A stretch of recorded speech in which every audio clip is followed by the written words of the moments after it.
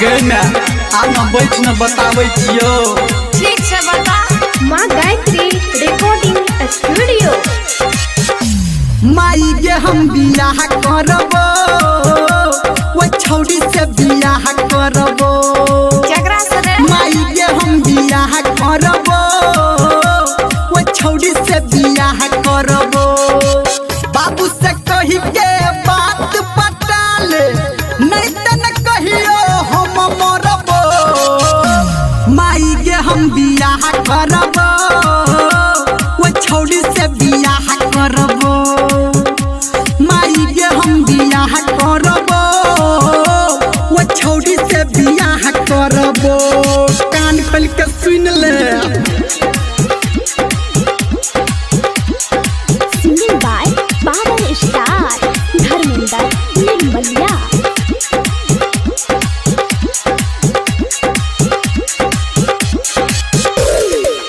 हमारा पसंद के छैटी लड़की, हम जियो कारी छैटू गोरकी। हमारा पसंद के छैटी लड़की, हम जियो करिया छै गोरकी। माई के हम ओ बोलना माई के हम बियाह करबो, वो छौड़ी से बियाह करबो।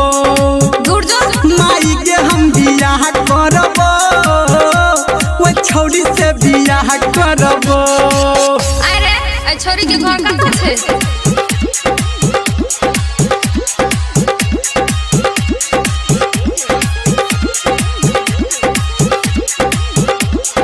अभी आप सुन रहे हैं सावरिया म्यूजिक। कोयल जैसन ओकर बोली, गाम ओकर छै पश्चिम टोली। अरे ई तो लगे न छे। बैना कोयल जैसन ओकर बोली, गाम ओकर छै पश्चिम टोली।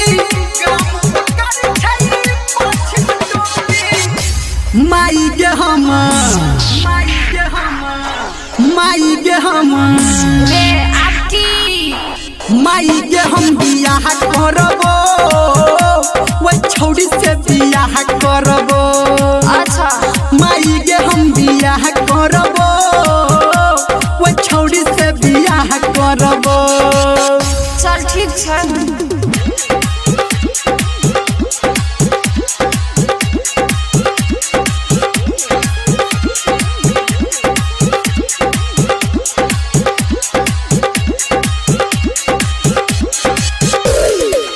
धर्मेंद्र निर्मलिया कहतौ, गौतम संजय मामा अगुआ रहतौ।